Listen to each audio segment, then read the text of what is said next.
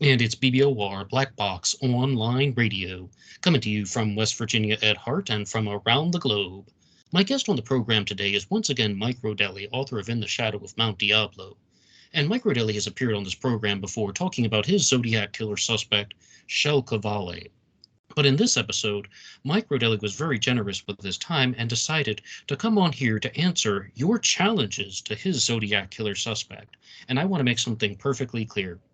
Anybody who comes on Black Box Online Radio will have the same opportunity. If you want to come back for an episode where you can discuss your suspect, in addition to getting challenges from the audience where I read off their questions and comments, you're welcome to do that. So this will be something to keep in mind for the future. But until then, I'd like to welcome Mike Rodelli to the program. Mike, how you doing? Good. I'm doing great.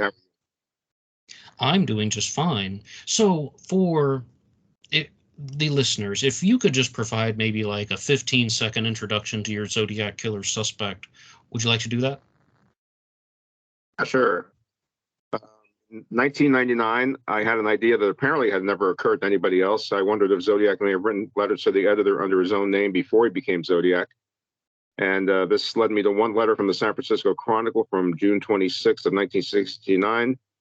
And it, unfortunately, I guess in some ways, led me to one of the richest men in San Francisco, a man by the name of Shel Cavalli. That's Kjellqvale.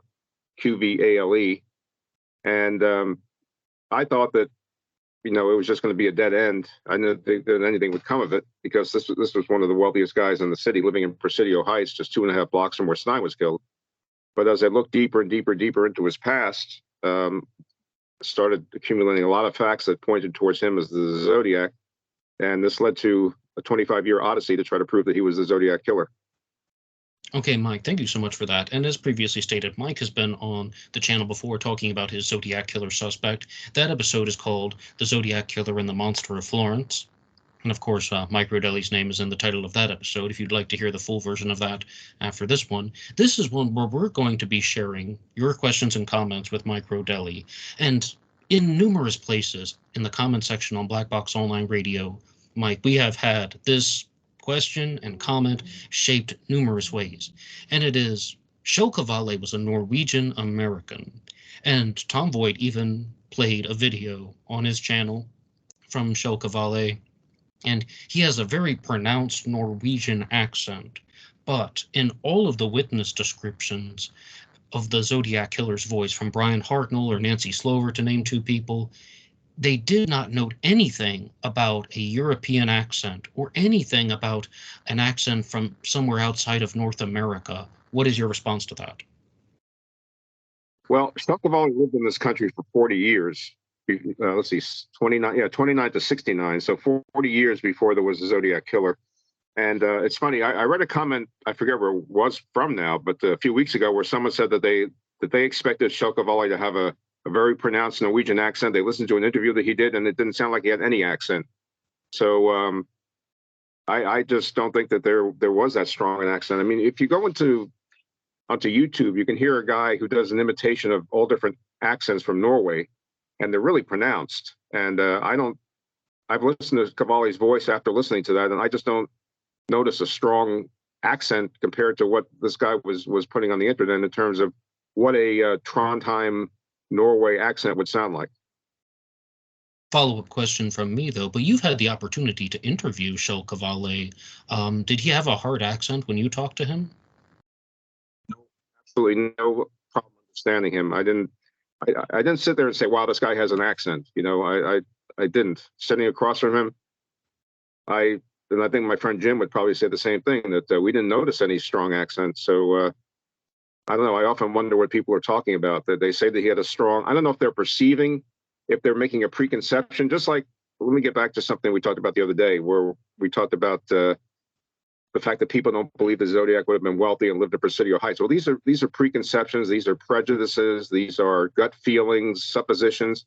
There's no evidence that says the Zodiac didn't live in Presidio Heights. In fact, there is evidence that he was wealthy. He was using this monarch-sized stationery, which this judge that I worked with early in my investigation, who's since passed away, he called it rich people stationery. He said he never saw one parole letter that was written to him as a judge on monarch-sized stationery. And the fact that Zodiac was able to garner details of the investigation plays into the fact that my suspect was out on the streets of Presidio Heights after the Stein murder, and so he would have had an opportunity to listen to the motorcycles, to listen to the police cars and the fire trucks and all the stuff that Zodiac described. Zodiac would not have been able to do that if he had left the area and driven over the Golden Gate Bridge before the police got there. So I think there's evidence that points to the fact that Zodiac was in Presidio Heights and was wealthy, but there's no evidence that points to the fact that he wasn't in Presidio Heights and he wasn't wealthy. As far as the accent, I would not have sat there and said, boy, I can't understand what this guy's saying. He has such a strong accent. So I really wonder what people are talking about, unless they expect him to have an accent, so they think he had an accent. I don't really know. Well, on that note, the first time I ever heard Shel Cavalli talking, it was from the video that had been shared on Tom Boyd's channel, which wasn't originally a Zodiac video. He's talking about, well, his life story. And, oh, what was it? He's like actually promoting a company or something like that, but it's just a video of Shel Cavalli. And in that one, I think he does have a Norwegian accent. But when I was listening to the Atlanta Monster podcast... Norwegian accents? Have you heard Norwegian accents before? Well, yes, absolutely. Okay. And when I was listening to the Atlanta Monster podcast, they played a segment of Shel Cavalli talking to Michael Butterfield. And unless it was a voice reenactor, which I doubt they would do that, it just says, like, he's actually talking about you, saying, what, this guy believes I'm the Zodiac killer? No way. Something like that. It's only for 1 second, but he sounded as American as could be, as American as apple pie. And I'm not really sure how to reconcile that. But he'd been living here so long, maybe he could turn on his accent and turn off his accent. I don't know, but he was living here for 40 years. 40 years is plenty of time to lose a Norwegian accent, to lose any accent, I would imagine. And also to give a credit to Albert Forel, who has followed this channel. Albert is from Sweden and said, with Nordic countries, you might not notice the accent from many people, whether it's Norway, Sweden, Finland, because they have a high level of fluency. And it's something that you might hear if you know you're supposed to listen to it. But like if you were having a conversation with someone over the phone or something like that, you might not catch it immediately because it's going to be so faint. And I think there is some truth to that. However, this of course is Mike Rodelli's Q&A session though. So you ready for the next one, Mike? Yeah. Now, this is going to be a two-part question. Firstly, when do you think the final Zodiac killer crime was? Well, I mean, I think the final Zodiac crime was the Stein murder. Right, because this ties into something that is from Jamie Hendrickson, who says, if Shel Cavalli were the Zodiac killer, he lived until 2013. Why would your suspect just stop killing all of a sudden, whereas other people have suspects that died in 75 or 77? Why did Shel Cavalli stop killing at that point, in your theory? Well, I'll have to revert back to my profile that I work with Richard Walter, because I sort of posed this question to him several years ago. I asked him, or I said to him that I thought that Zodiac stopped killing because he got frightened the night of the Stein murder. He encountered two cops. He almost got caught. He took a look around himself and said, wow, I'm one of the wealthiest guys in San Francisco. I can't put myself at risk like this anymore. So he stopped killing. But Walter said it's just the opposite. He said that since he was seeking power as a killer, he was a power sort of killer, someone who killed for power, that he got 2 doses of power that night because he was able to outsmart Pellicetti. Neither one of them brought him in as a suspect.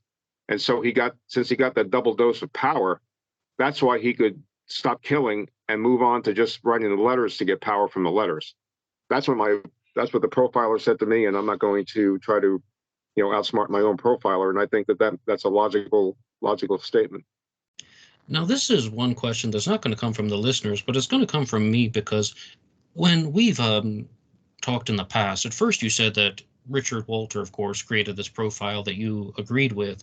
But then at one point you said that you had convinced Richard Walter that the Zodiac was somebody like Shel Cavalli.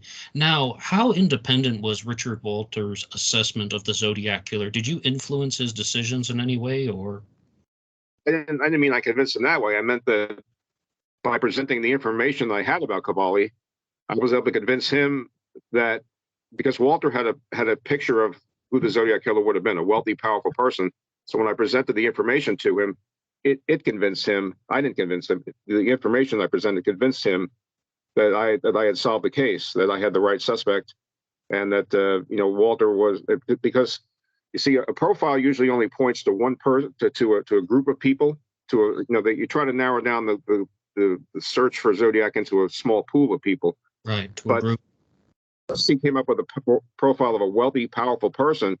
It almost pointed right at Cavalli, as opposed to all the other suspects, except maybe one, the guy that Robert Hunter, I think his name was, who lived at Washington and Maple, in that house on Washington and Maple. He's the only suspect who would have even qualified as being a wealthy, powerful person. But that was years ago. I haven't heard anything about Hunter in years.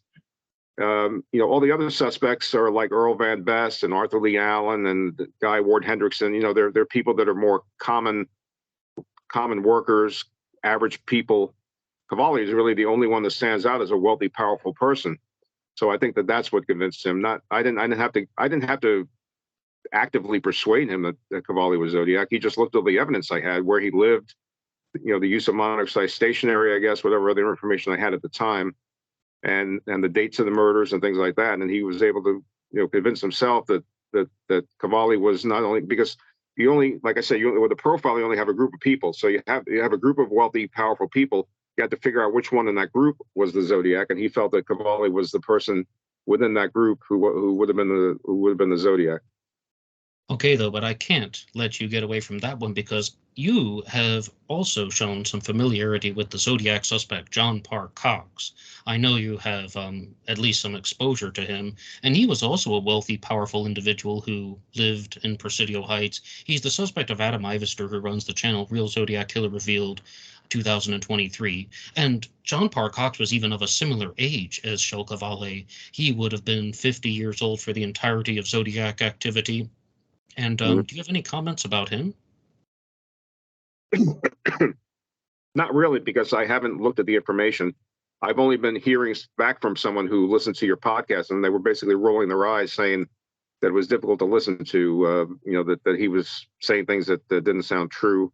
So I really don't have any personal comment on John Park Cox, except I've heard his name. I know he lived on the same block on the opposite side of the street as Cavalli, but I have no idea what he even looks like. I don't know if he looks like the sketch at all. Was he exceptionally tall or something? Or so I mean, he was exceptionally tall. Yeah, 6'4". I wonder if he would have, if Lindsay Robbins or Don Stock was still alive. I wonder what they would say about him. But I really don't have any other information. No. But how tall was Shel Cavalli? 5'9". Okay, wow, so that's considerably different than 6'4". And these height estimates that people come up with suspects, I mean, it really is all across the map. There's suspects that are 5'6", and now there's suspects that are 6'4", all in all directions. Does that ever do you ever find that mind-boggling?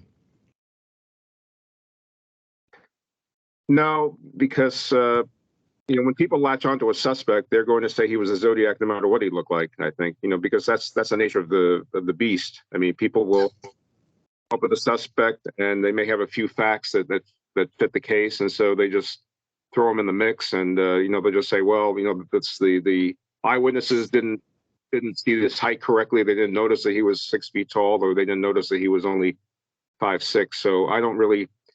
I just know it's part of the way that the Zodiac, the hunt for Zodiac, is played. So that's the way it is. I mean, people are going to find excuses for everything that doesn't fit about their suspect. Okay, though, and for the audience, I'm talking to Mike Rodelli. He's the author of In the Shadow of Mount Diablo. He's also been a previous guest on this program. And if there's anybody that you would like featured on Black Box Online Radio, not only talking about the Zodiac Killer, but anything true crime, you can put your ideas in the comment section down below. You can also leave questions on other episodes that might be worked into a future episode of BBOR. And you can hit the like button and subscribe. It really helps out the channel. And feel free to go through some of the links in the description box. One of them is for BuyMeACoffee.com. BuyMeACoffee.com/BlackBoxNid88 allows you to make a donation or contribution to help support the show. And anybody who makes a donation will get a shout out on Zodiac Monday. Okay, Mike Rodelli, next question, and this comes to us from Junior Pink.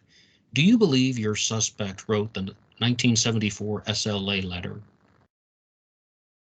Yes, I do. And that's a big point of contention with one of the websites, where he tries to say that because it was mailed from Los Angeles, that it couldn't be my suspect. My suspect used to fly all over the world. So I'm not able to place him in Los Angeles during that time. Let me go back a little bit. When you look at the SLA letter envelope online, you can't see any postmark whatsoever. You can't even see a cancellation of the stamp. And yet somebody said that the FBI says that there's a postmark on the letter, and it's postmarked from Los Angeles on I forget. I don't want to give the date. That's February the one with the 3rd. weird mailing dates where it's confusing. One with the weird mailing dates. Would it take if this letter was in fact posted from Los Angeles? It took like 10 days or 11 days to get to San Francisco, and mail just didn't move that slowly because the letter was supposedly received on the 14th. That's what they always say, that received February 14th by the Chronicle. But if it was postmarked in late January or whatever, early February, that's a long time to get to San Francisco. So my question would be, why did the letter take that long to get there, if that is the postmark? But even if it is the postmark, my suspect used to be all over the map. So there's no reason to say he couldn't have been in Los Angeles on the date it was mailed. So, and when you look at the handwriting on the envelope, it's almost identical to the handwriting on the November 8th envelope, November 8th, 1969 envelope. So, they're almost identical. So, I mean, if someone was trying to imitate Zodiac, I don't really know what they were getting at. So, I believe that it was mailed by Zodiac. And to me, obviously, it's an important letter because SLA is Old Norse, and Old Norse ties into Norwegian, and Cavalli was Norwegian. So that's one of the things that people try to use to trip me up. And I believe that they have to prove that Cavalli, if they want to prove that he didn't mail the letter, let them prove that he wasn't in Los Angeles that day. I can't prove that he was, but if they can prove that he wasn't, then go for it, But I can only prove certain things as an amateur. I don't have the power to have sat down and spoken to him or have done the type of in-depth investigation that would have been required to possibly place him in Los Angeles that weekend or that day, whatever it was. Okay, and I've always thought that that's a reasonable point for Shel Cavalli, an Old Norse word meaning kill, and he is Norwegian. That also seems like somebody who would definitely have that in their knowledge pool and working vocabulary. But out of curiosity, which website was it that was challenging you on that? I forget which one. It's popular. It's pretty popular. It's a guy from England, I think. Oh, Richard Grinnell, Zodiac Ciphers. Yeah, that's the one. Yeah, that's the one. He went through a long litany of trying to trip me up on that letter, and I just don't think that. I think that I was able to counter his arguments when we had the back and forth wherever. I think that might have been on Tom Boyd's site. I forget now, but. Yes, and Richard Grinnell runs ZodiacCiphers.com. He's a longtime friend of the show. Maybe Richard will be on here one time making his case. But I do have a question for you that's going to require a little bit of speculation. This is my own question, and that is, why would Shel Cavalli mention the Symbionese Liberation Army? Did he care about them, or was this just a convenient opportunity to say SLA? Well, it really says like slay, right? An Old Norse word meaning kill. SLA pronounced slay, an Old Norse word meaning kill, right? SLA. I think, yeah, he said SLA is slay, and then he put a Y at the end. Meaning small word. Yeah. Small Y. Meaning kill. So, I think that he just used SLA. Apparently, the day before that letter was mailed in Los Angeles, someone wrote about, because someone said that it was mailed from someone by the I'm trying to remember now. I think Grinnell said it was mailed by someone from the SLA, but I talked to a member of the SLA actually a long time ago, several years ago, and he sort of laughed at that possibility. He said that there was nobody from the SLA in Los Angeles in February of 1974.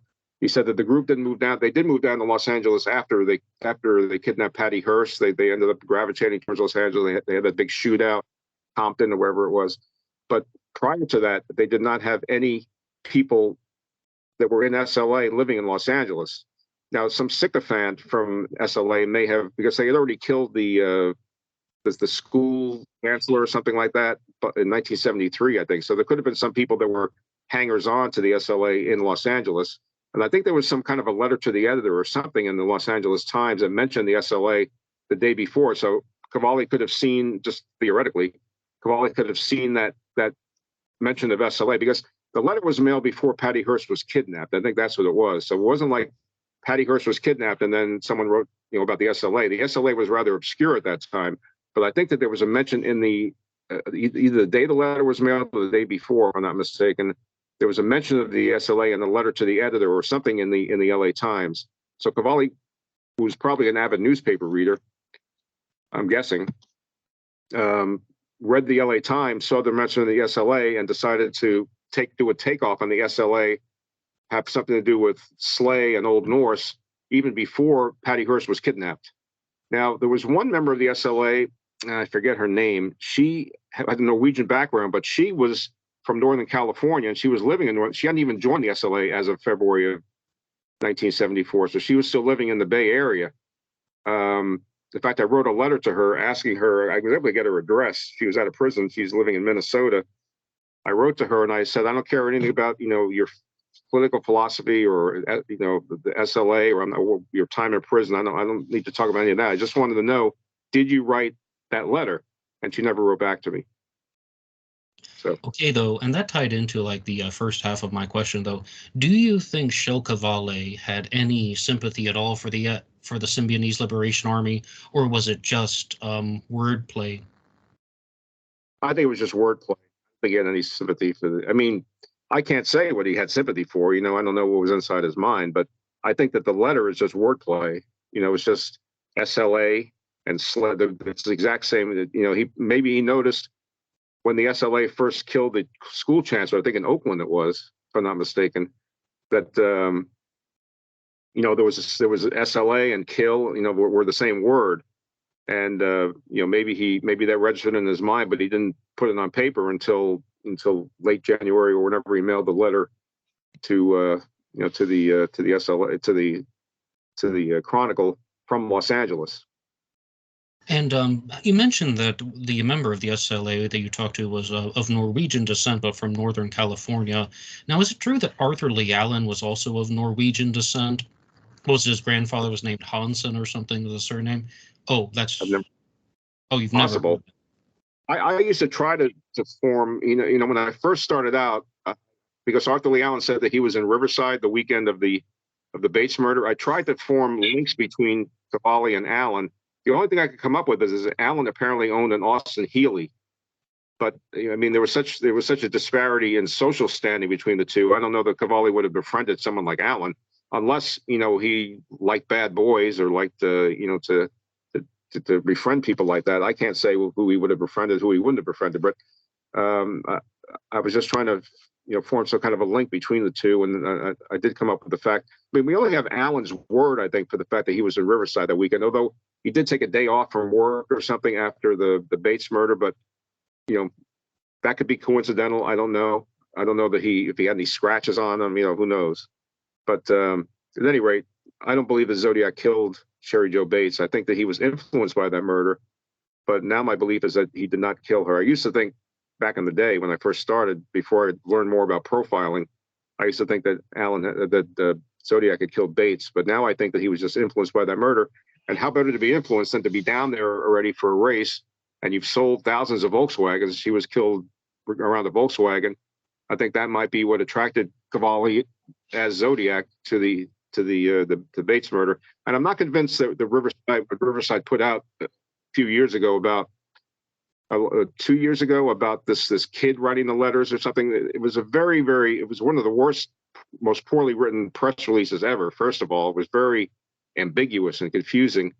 And I don't know if anyone noticed, but they went out of their way to say, well, we got this anonymous letter.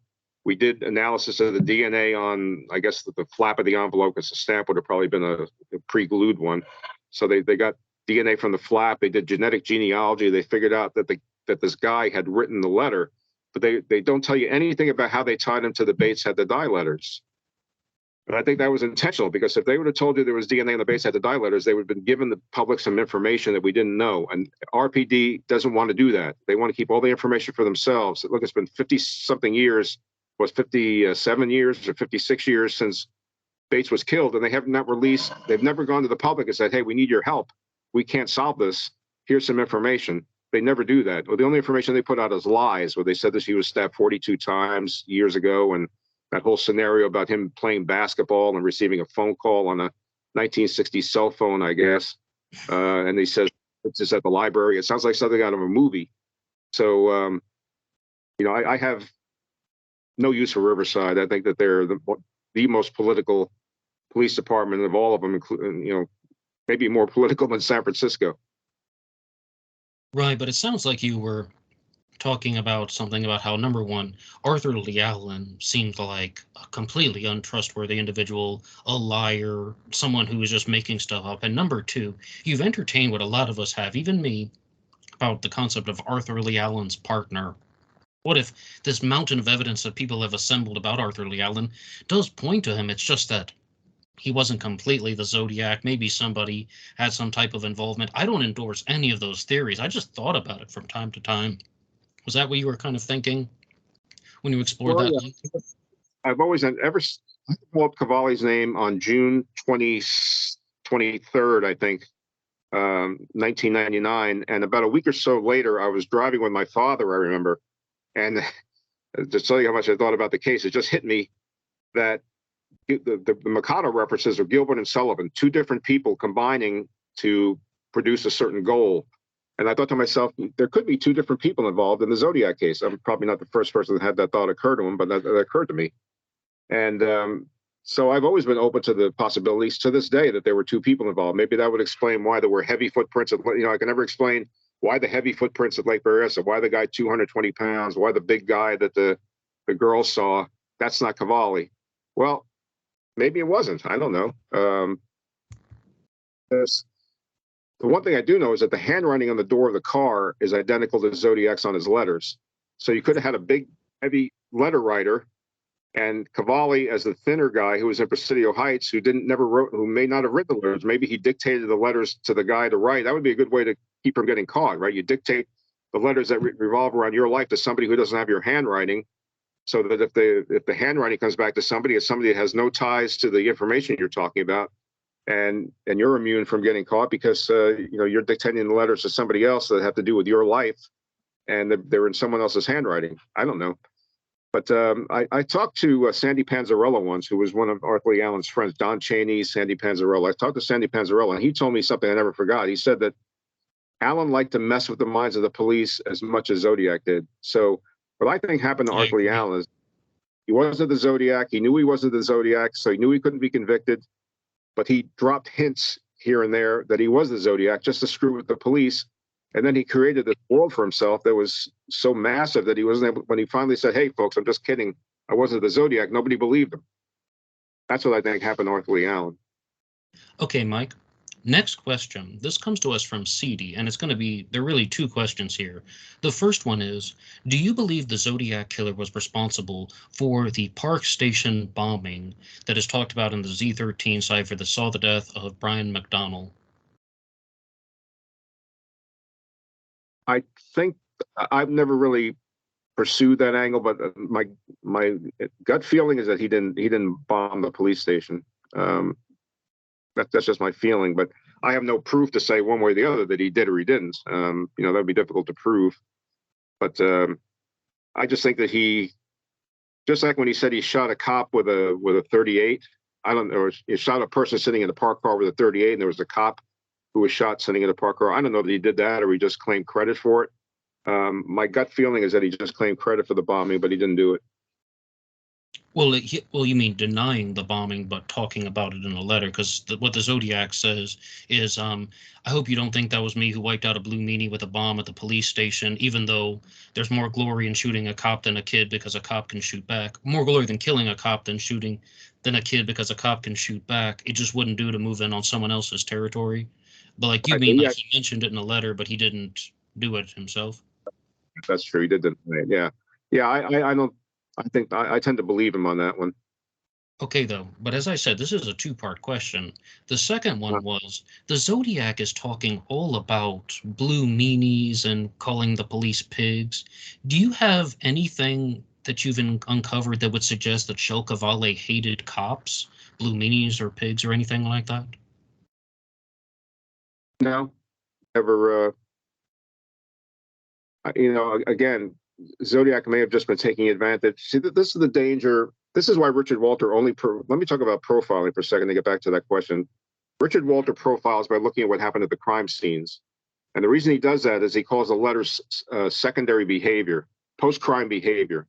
In other words, Sure. the Zodiac you some of the things he writes may be true. So it might be like The Exorcist, where the guy said that the devil will lie to you to deceive you and tell you the truth to to do something else. I forgot what the exact line is, but in other words, mixing lies with the truth.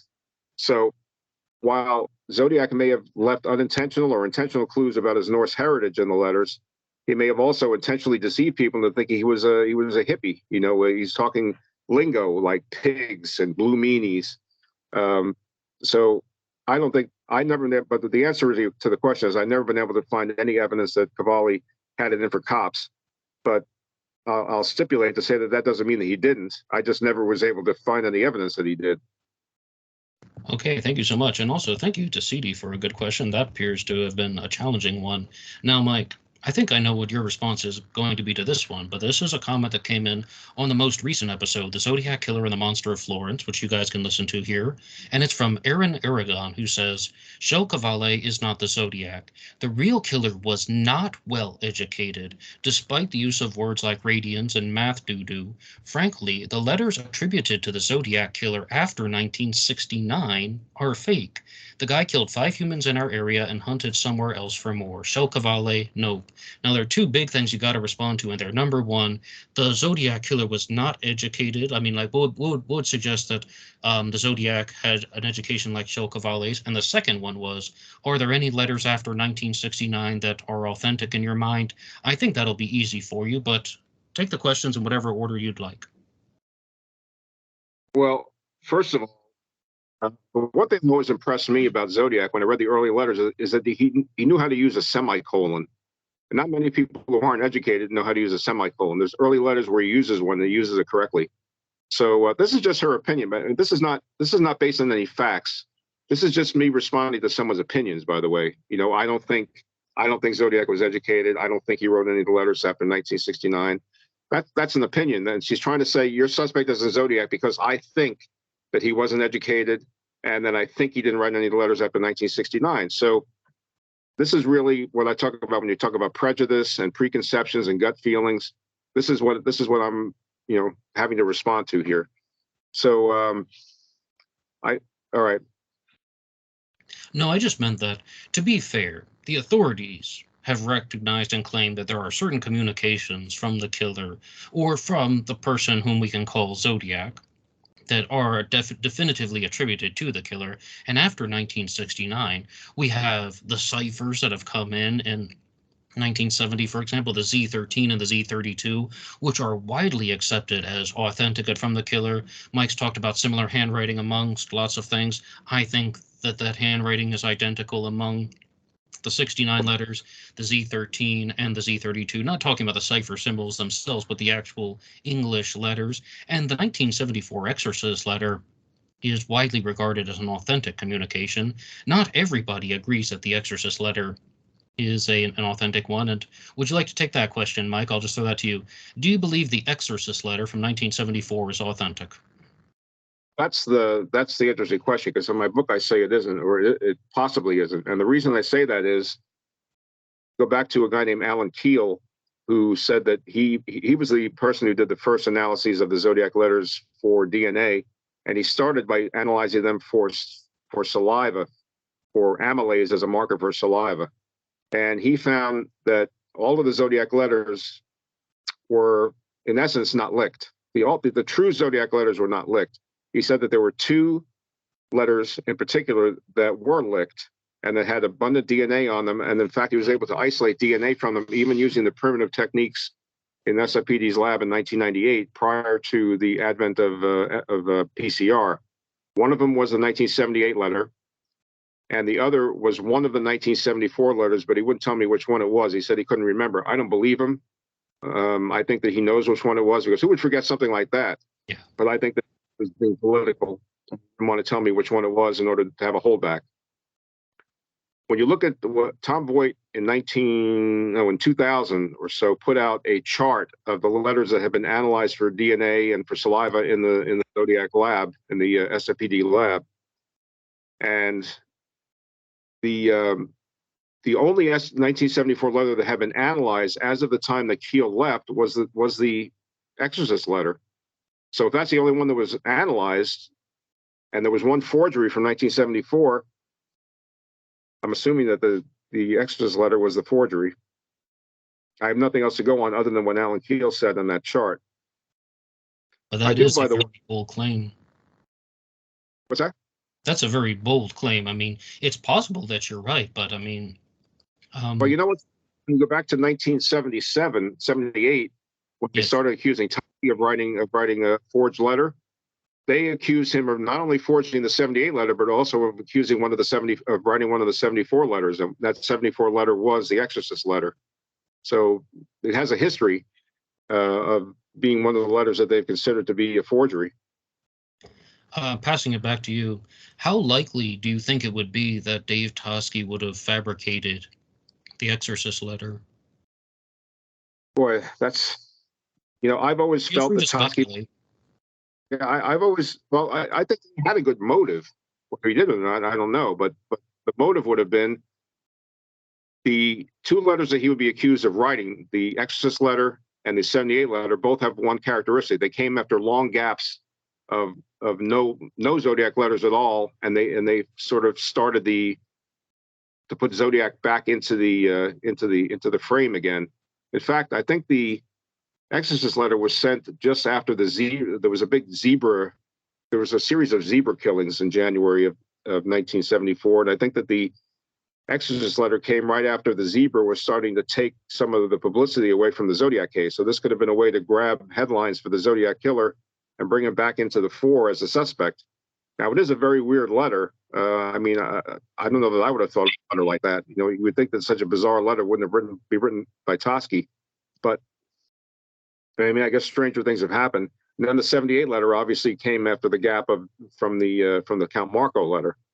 If you believe that the Count Marco letter was the last letter Zodiac wrote, in 74, then you've got a 4-year gap, and then you've got almost a 4-year gap, and then you've got the 78 letter, which is again reviving interest in the Zodiac case. So there would have been a motive, I think, for doing it. I've always felt that he did, but that's one of the questions that I'm actually working with somebody else right now to try to get some information on it.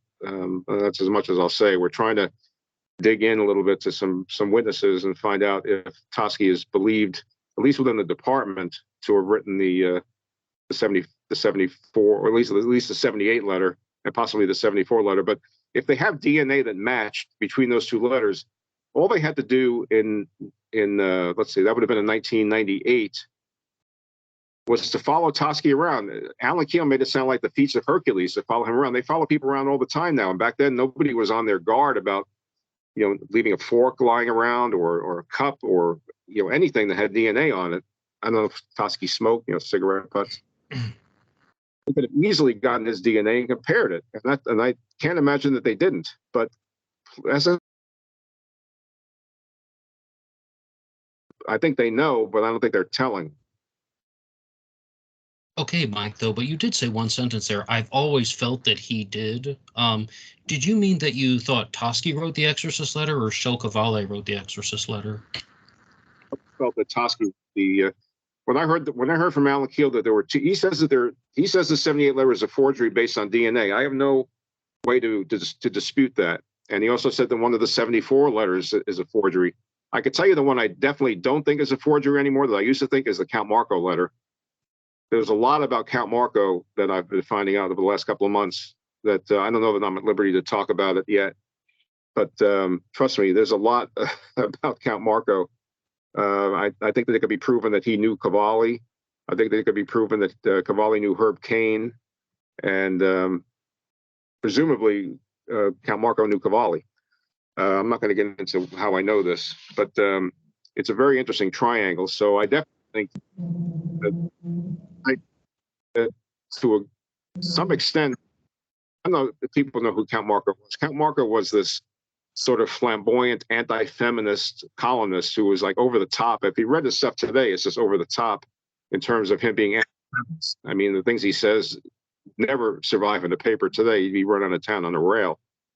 But, I guess people took him seriously back then. He was actually somewhat of a celebrity. Whenever he would go, like there's a time when he went into Hollywood and there was a big announcement, Count Marco was coming to town.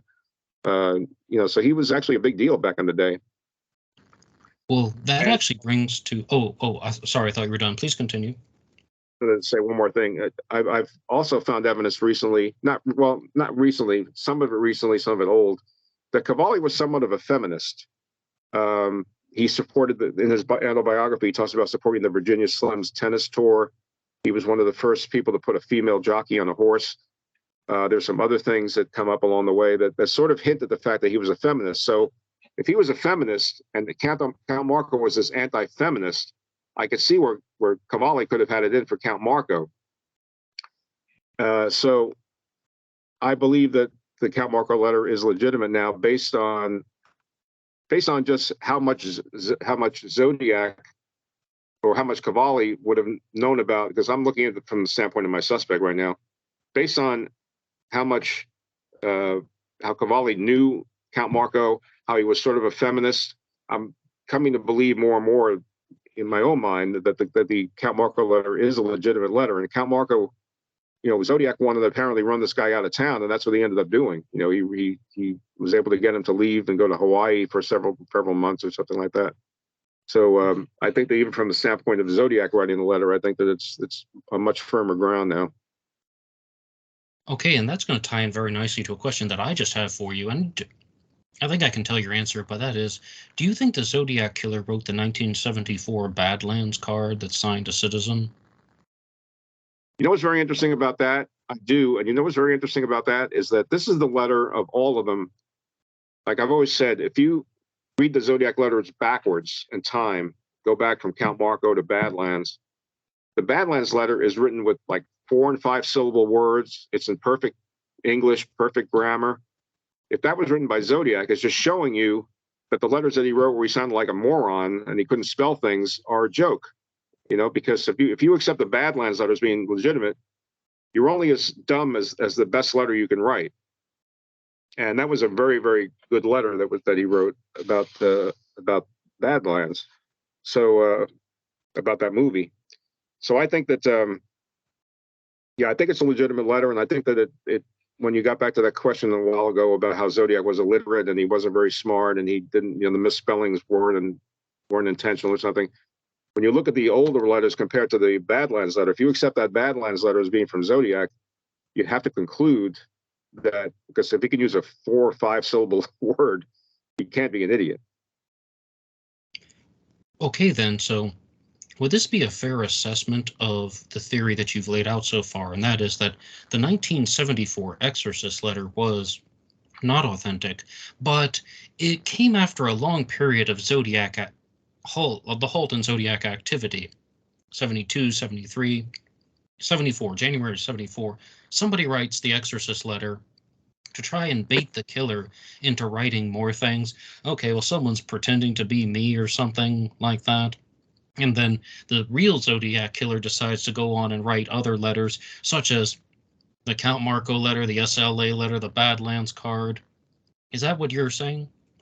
I don't know that he was responding to the Exorcist letter, because he doesn't say anything. Hey, that letter was fake. I didn't write it, or here's a real letter. You know what I mean? He never addressed that issue. I think that he wrote what he had something to say. He had something to say about SLA. He had something to say about the movie Badlands and the irony of murder glorification. And then he had really something to say about Count Marco and how he, wanted him to be put back into the hellhole from which he came. So I don't know that the other letters were written in response to the Exorcist letter. It's possible, but they're not. There's nothing specific in them that says I'm responding to this letter by this phony. Sort of like sending the piece of shirt when he sent the letters after he killed Stein to prove that he did it. He didn't say anything to negate the possibility that he wrote the. To negate or prove that he wrote the Exorcist letter. I'm sorry, the Exorcist letter. Okay, and this next question is, I'm not going to lie to you, this one's going to be a little bit more abrasive, but because we always give mostly any subject fair game, this one comes to us from Restless Dreams, who says, I'm sure that even Rodelli himself doesn't believe that Shel Cavalli was the Zodiac. No way. He is similar to Thomas Henry Horan. These guys are just trying to sell books. Does he really believe that Shel Cavalli wore that hood and attacked Shepard and Hartnell and then switched back to his normal life as a successful businessman? And there are two question marks that follow that sentence. What's your response? Well, I haven't devoted 25 years of my life to something I don't believe in. So, I wouldn't do that. So I believe, listen, I wrote a book. I made my case. You read my book and you either believe it or you don't. But I believe that Shel Cavalli was a Zodiac killer. And so does one of the top profilers in the world. So, I'd put Richard Walters' word over whoever that person was that wrote that letter. Again, if he wore the hood, if it was Cavalli, people try to see. This is where people say, "Oh, it couldn't have been Cavalli at Lake Berryessa because the footprints are too deep." But then when they want to say something about the hood, all of a sudden it's Cavalli. Again, I'll go back to Walter. He said that he may have found the first two murders to be too boring. It was just plain, walk up to a car and shoot people. So he may have been looking for something to spice up the things a little bit, and that's why he wore the hood. So what's interesting about Berryessa is that Cavalli had a ranch in Oakville, which is halfway between where Berryessa is and where Oakville is, and it could have been a stopping off point for a few minutes for him to change out of his costume, get into some regular clothes, and then go into town to make the phone call. So Cavalli can even be tied to Berryessa through his Oakville ranch. I mean, I don't know that anybody else had a ranch, that Allen had a ranch, or anybody else had a ranch up that way. And also, Lake Berryessa was known as the speedboat capital of Northern California, and Cavalli was a speed enthusiast. He was a speed addict. He liked fast horses, fast cars, and he did have a speedboat on Lake Tahoe at some point in the earlier 60s. I can't prove that he had a boat on Lake Berryessa, but the fact that he was near that this attack took place on the speedboat capital of Northern California may not be a coincidence. Okay, though, but I think in all fairness, Mike, even you have expressed some doubts about Shel Cavalli being the Lake Berryessa stabber, because you did say a possibility that you entertain is that there could have been a different person committing Lake Berryessa, but Shel Cavalli wrote the message on the car door because the handwriting is identical. Did you more or less say that at the beginning? What I'm saying is that if there was a different person in Lake Berryessa, no, what I mean is that I field questions from people. Well, Cavalli couldn't have been the person at Lake Berryessa, therefore he wasn't the Zodiac. But all of a sudden, if Cavalli was the person at Lake Berryessa, but why would he wear the stupid hood? So in other words, it's like they try to get you coming and going. Either he was the person there, or he wasn't. Whether he was or wasn't the person there, it's a negative. What I meant is that let's say that there was a different person at Lake Berryessa, a big guy, 230 pounds. He would have been the person that wrote on the car, so he would be the letter writer, the 230-pound guy, not Cavalli. Cavalli would have written the letters physically, but he would have been dictating, because there's a lot of stuff about like the Burmerka, the thing that I think is a Norse symbol with the two runes, anything about SLA, things like that. Cavalli would have been dictating the letters to somebody. They would have been writing them in their handwriting. So the person writing them had nothing to do with the content, and the person with the content had nothing to do with the handwriting. So that would be a possibility. But I think that whoever was at Lake Berryessa, I think, was the letter writer. So if it was or wasn't Cavalli, I still think that the person at Lake Berryessa was a letter writer because the handwriting matches. Now I know that Haran said, well, Zodiac, some imposter had 2 months to learn Zodiac's handwriting. I don't know that I believe that. I believe that the writing on the car matches the writing on the letters, and the simplest explanation is the same person wrote them. Okay, yes, and in fairness to you, you did express some doubt about the Lake Berryessa stabber, but you did say that the person who committed the stabbing also wrote the message, and that you had the theory at one time, or the possibility was entertained at one time, that there was a partnership, but the bigger person, let's just call him that, would have been the consistent letter writer throughout everything, and maybe Shel Cavalli was dictating the words. You did say that, so let's be clear to you. But just let me get back to something. please. like I started to explain before, he only profiles based on what happened at the crime scenes. He wants to know what happened at the crime scenes. He doesn't care about the letters because the letters are post-crime behavior. So the letters can be deceptive. Now, some of the content in the letters, obviously the Norse content and things like that are useful, but in terms of misspellings and bad grammar and whatever else, he could be trying to make himself look like an idiot when he isn't. So there's deception that can be involved in the letters, but you can't deceive people about something you've never heard of before. Like you can't pretend to know something about Old Norse if you've never been exposed to Old Norse. It's not something you can just gin up out of the blue. So there's some truth in the letters, but there can also be misdirection in the letters. To give you another example, Mike Kelleher and David Van Nuys did a profile based solely on the letters. That's what their book is about. They looked at the letters. It's called "This is the Zodiac Speaking." It's from like 2002, I think. And they looked solely at the letters, and they came up with the profile the same as John Douglas. Basically a loser compensating for his feelings of inadequacy. So that's how the letters can be deceptive compared to what Walter said about Zodiac being wealthy and powerful. And I said to Walter, "How come your profile is right and the other one is wrong?" And he said that he has years of experience interviewing suspects. In other words, he has a better basis for making his statements than someone like Mike Kelleher. I don't know about John Douglas, but certainly Mike Kelleher, I'm sure hasn't interviewed as many criminals as Walter has. So therefore, Walter says that his profile is correct, and that's why the other ones are incorrect, because they don't have as much of a.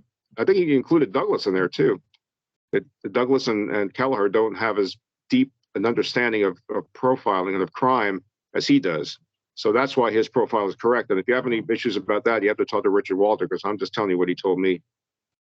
Well, I would love to talk to Richard Walter at some point, but here's a question that's just from me, and I would like to know how you would respond to a different profiler who was before the Zodiac's time, the one that I always quote on this channel, Dr. Anthony LaPalla from the 1940s.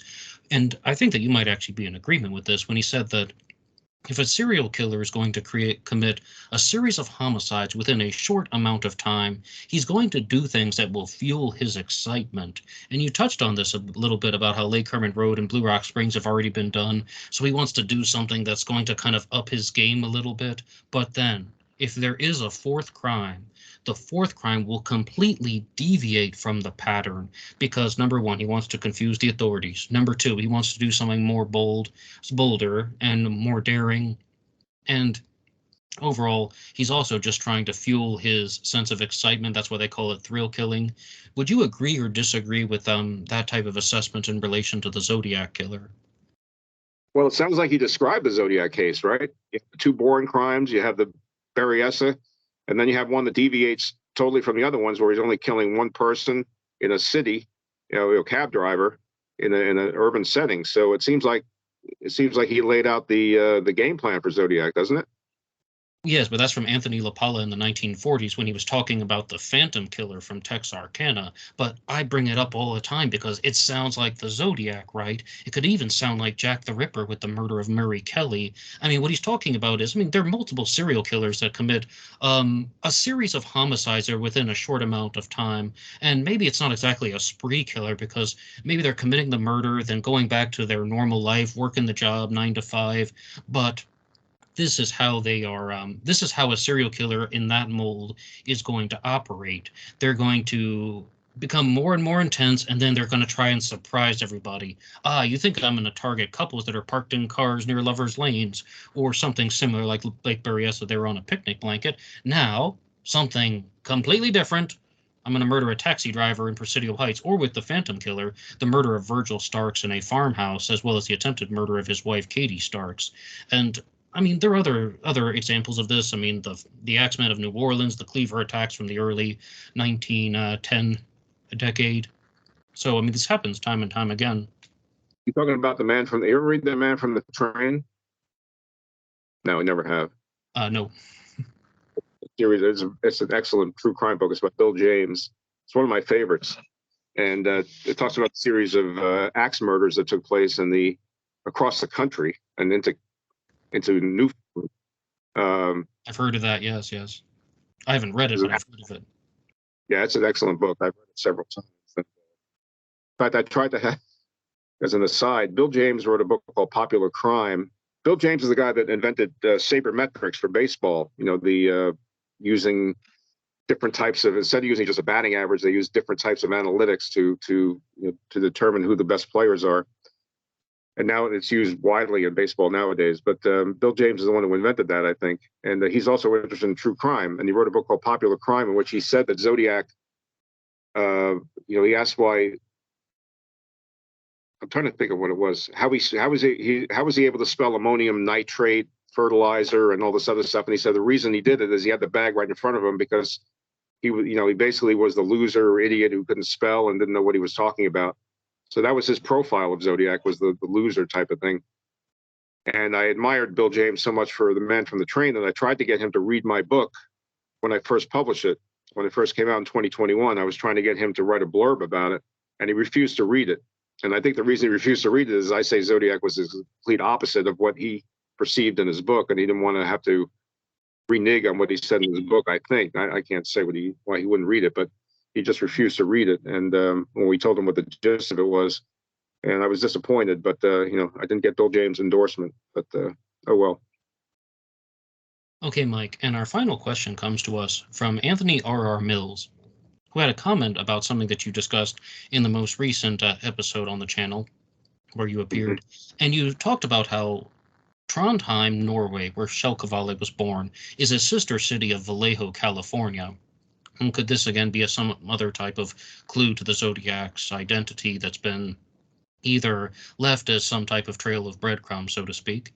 And Anthony R.R. Mills has written in, and I'm going to condense this comment down by saying that there are multiple sister cities from with Vallejo. One of them is Split, Croatia, and his grandmother was actually born in Split, Croatia, and his grandmother first went to the Philippines and then to Seattle and then to Portland, and she ended up having a boss who was a business associate of Newt Cavalli, Shell's brother, whom we discussed last time, and talking about how these types of connections can be made very frequently. It doesn't mean that Anthony has any connection to the Zodiac mystery or something like that, or his grandmother doesn't either.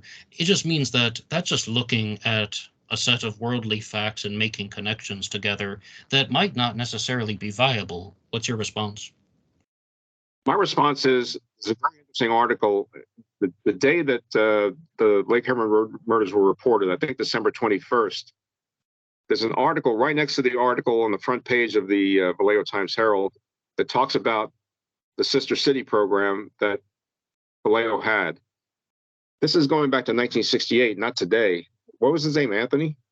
Yes. What was this guy, Anthony? Anthony, you're thinking about today. In 1968, there was exactly one sister city for Vallejo, and that was Trondheim, Norway. Only one, and that was Trondheim, Norway. So, for you to say that there are multiple cities, yeah, today there are, but there was only one back then, and that one connection was between Norway, it was between Trondheim and Vallejo.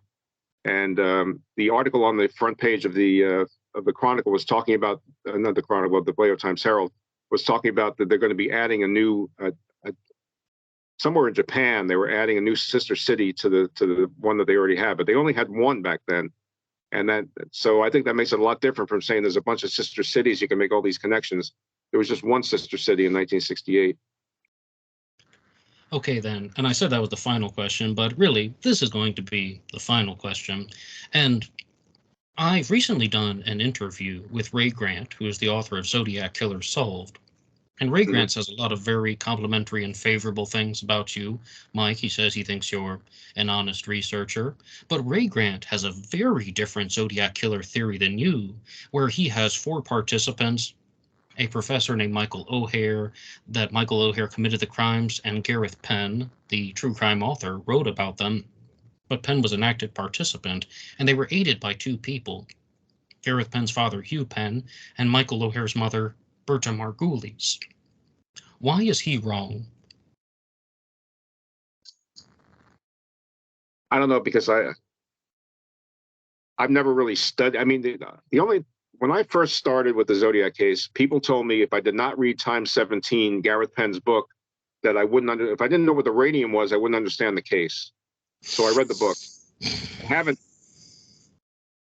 Michael O'Hare didn't even live, I guess now that they were involving Penn, Well, Penn just wrote about him. So Michael O'Hare would have had to been killing people, even though he lived in Boston. He didn't have any connections at all to the West Coast.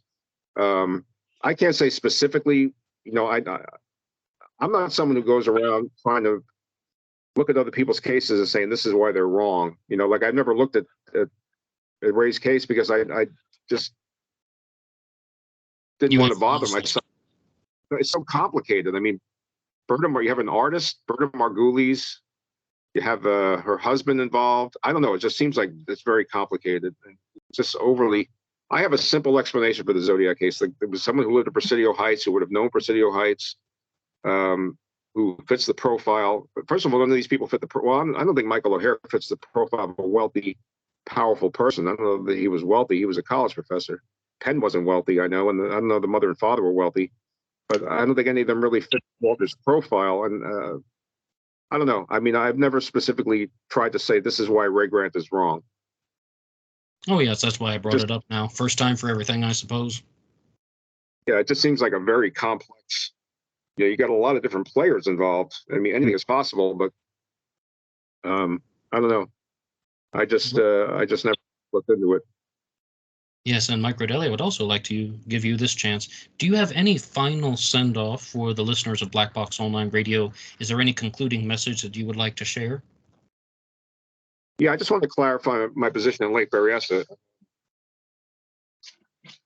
I believe that Shel Cavalli was a Zodiac killer. The thing at Berryessa is this deep footprint, but that could be accounted for in certain ways, even with a lighter person who happened to notice that he was walking on hard pan and then he was walking in the soft area and like stood on 1 foot or something to leave a deep foot impression, to leave the impression that he was heavier. I believe that there's only one set of footprints around the car, so I don't think that there were two people involved at Lake Berryessa in terms of one was doing the murders, another walked up to the car and printed the handwriting on the car, because I think there was only one set of footprints that went from Hartnell's car went from the crime scene to Hartnell's car back to the other car or something like that. So I don't think that there were two people at Lake Berryessa. But if it wasn't Shel Cavalli at Lake Berryessa and there was a second person, then I believe that person was the letter writer, because I believe that the handwriting on the car is identical. But I'll keep it simple and say that I think that Shel Cavalli was the Zodiac. I think that he killed at Lake Berryessa. I can't account for the deep footprints, but Ken Narlow told me something interesting years ago, and I never forgot it. Ken was a good friend of mine, and he died, I think, in 2010 or something like that. But he told me that even when you find the right person, even when you find the Zodiac killer, you're not going to be able to account for every single fact in the case. There's going to be some pieces of the puzzle that don't fit, and that might be the piece of the puzzle that doesn't fit. I can't account for why there might be a footprint that that made the Zodiac look like he was 230 pounds or 210 pounds, whatever it was. I can't do it. So, but I do think that Cavalli was a Zodiac. However, Berryessa worked out. I believe that it was he in Presidio Heights. I believe that he looks like the sketch. There's some person on Tom Boyd's side who says that Cavalli doesn't resemble the description of the person. I looked at the wanted poster last night in Grace Smith's book. I took a picture and sent it to somebody. It says, someone who had short reddish brown hair. There's nothing about a crew cut in the wanted poster. In the initial one, I think there is, but in the final one, it says short red hair or brown hair possibly with a reddish tint, and that's Cavalli. I mean, he always had short brown hair with a reddish tint. So I think that I can definitely place Cavalli in his own neighborhood, and but as far as Berryessa goes, that's a mystery. I mean, I don't know why that deep footprint occurred.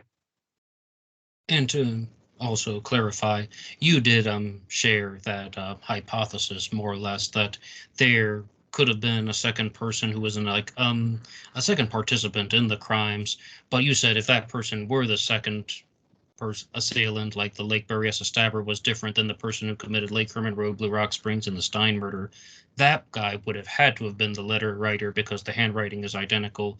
I guess I also kind of created a divide within your claim, and I'm glad we sorted that out because we want to share your observations as clearly as we can, and I apologize for that. But other than that, I mean, people can find you at mikerodelli.com, right? And your book is In the Shadow of Mount Diablo, right? My book is In the Shadow of Mount Diablo, and it's on Amazon. There's a Kindle edition and there's a print edition. So the Kindle edition is only like $10, so you don't have to shell out too much to get it. Mike Rodelli, thank you so much.